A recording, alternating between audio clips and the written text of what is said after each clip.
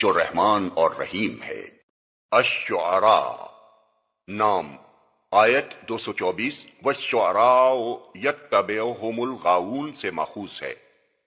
زمانہ نزول مضمون اور انداز بیان سے محسوس ہوتا ہے اور روایات اس کی تائید کرتی ہیں کہ اس سورے کا زمانہ نزول مکے کا دور متوسط ہے۔ ابن عباس کا بیان ہے کہ پہلے سورہ طٰہٰ نازل ہوئی، پھر واقعہ اور اس کے بعد الشعراء۔ اور سورہ طٰہٰ کے متعلق یہ معلوم ہے کہ وہ حضرت عمر رضی اللہ عنہ کے قبول اسلام سے پہلے نازل ہو چکی تھی۔ موضوع اور مباحث تقریر کا پس منظر یہ ہے کہ کفار مکہ نبی صلی اللہ علیہ وسلم کی تبلیغ و تذکیر کا مقابلہ پیہم جہود و انکار سے کر رہے تھے، اور اس کے لیے طرح طرح کے بہانے تراشے چلے جاتے تھے۔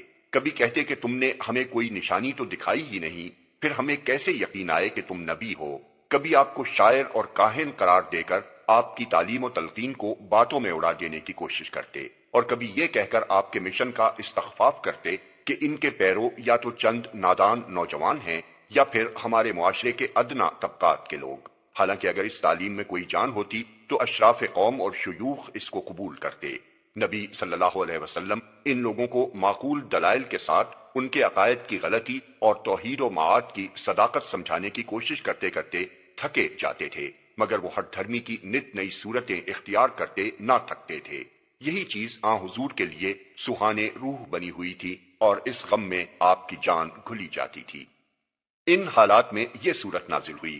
کلام کا آغاز اس طرح ہوتا ہے کہ تم ان کے پیچھے اپنی جان کیوں کھلاتے ہو؟ ان کے ایمان نہ لانے کی وجہ یہ نہیں ہے کہ انہوں نے کوئی نشانی نہیں دیکھی ہے، بلکہ اس کی وجہ یہ ہے کہ یہ ہٹ دھرم ہیں، سمجھانے سے نہیں ماننا چاہتے، کسی ایسی نشانی کے طالب ہیں جو زبردستی ان کی گردنیں جھکا دے، اور وہ نشانی اپنے وقت پر جب آ جائے گی تو انہیں خود معلوم ہو جائے گا کہ جو بات انہیں سمجھائی جا رہی تھی وہ کیسی برحق تھی۔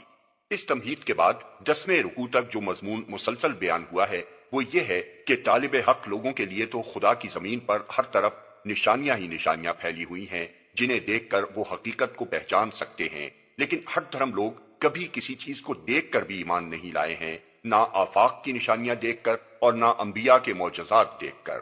وہ تو ہمیشہ اس وقت تک اپنی ضلالت پر جمے رہے ہیں جب تک خدا کے عذاب نے آ کر ان کو گرفت میں نہیں لے لیا ہے۔ اسی مناسبت سے تاریخ کی 7 قوموں کے حالات پیش کیے گئے ہیں جنہوں نے اسی ہٹ دھرمی سے کام لیا تھا جس سے کفار مکہ لے رہے تھے، اور اس تاریخی بیان کے ضمن میں چند باتیں ذہن نشین کرائی گئی ہیں۔ اول یہ کہ نشانیاں 2 طرح کی ہیں۔ ایک قسم کی نشانیاں وہ ہیں جو خدا کی زمین پر ہر طرف پھیلی ہوئی ہیں، جنہیں دیکھ کر ہر صاحب عقل آدمی تحقیق کر سکتا ہے کہ نبی جس چیز کی طرف بلا رہا ہے وہ حق ہے یا نہیں۔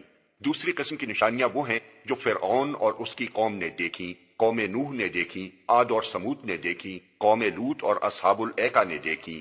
اب یہ فیصلہ کرنا خود کفار کا اپنا کام ہے کہ وہ کس قسم کی نشانی دیکھنا چاہتے ہیں۔ دوم یہ کہ ہر زمانے میں کفار کی ذہنیت ایک سی رہی ہے، ان کی حجتیں ایک ہی طرح کی تھیں، ان کے اعتراضات یکساں تھے، ایمان نہ لانے کے لیے ان کے ہیلے اور بہانے یکساں تھے، آخر کار ان کا انجام بھی یکساں ہی رہا۔ اس کے برعکس ہر زمانے میں انبیاء کی تعلیم ایک تھی، ان کی سیرت و اخلاق کا رنگ ایک تھا، اپنے مخالفوں کے مقابلے میں ان کی دلیل و حجت کا انداز ایک تھا، اور ان سب کے ساتھ اللہ کی رحمت کا معاملہ بھی ایک تھا۔ یہ دونوں نمونے تاریخ میں موجود ہیں، کفار خود دیکھ سکتے ہیں کہ ان کی اپنی تصویر کس نمونے میں ملتی ہے، اور محمد صلی اللہ علیہ وسلم کی ذات میں کس نمونے کی علامات پائی جاتی ہیں۔ تیسری بات جو بار بار دہرائی گئی ہے وہ یہ ہے کہ خدا زبردست، قادر و توانا بھی ہے اور رحیم بھی۔ تاریخ میں اس کے قہر کی مثالیں بھی موجود ہیں اور رحمت کی بھی۔ اب یہ بات لوگوں کو خود ہی طے کرنی چاہیے کہ وہ اپنے آپ کو اس کے رحم کا مستحق بناتے ہیں یا قہر کا۔ آخری رکوع میں اس بحث کو سمیٹتے ہوئے کہا گیا ہے کہ تم لوگ اگر نشانیاں ہی دیکھنا چاہتے ہو تو آخر وہ خوفناک نشانیاں دیکھنے پر کیوں اصرار کرتے ہو جو تباہ شدہ قوموں نے دیکھی ہیں؟ اس قرآن کو دیکھو جو تمہاری اپنی زبان میں ہے، محمد صلی اللہ علیہ وسلم کو دیکھو، ان کے ساتھیوں کو دیکھو۔ کیا یہ کلام کسی شیطان یا جن کا کلام ہو سکتا ہے؟ کیا اس کلام کا پیش کرنے والا تمہیں کاہن نظر آتا ہے؟ کیا محمد اور ان کے اصحاب تمہیں ویسے ہی نظر آتے ہیں جیسے شاعر اور ان کے ہم مشرب ہوا کرتے ہیں؟ زدم زدہ کی بات دوسری ہے، مگر اپنے دلوں کو ٹٹول کر دیکھو، وہ کیا شہادت دیتے ہیں؟ اگر دلوں میں تم خود جانتے ہو کہ کہانت اور شاعری سے اس کا کوئی دور کا واسطہ بھی نہیں ہے، تو پھر یہ بھی جان لو کہ تم ظلم کر رہے ہو اور ظالموں کا سا انجام دیکھ کر رہو گے۔ Like, share and subscribe for more videos.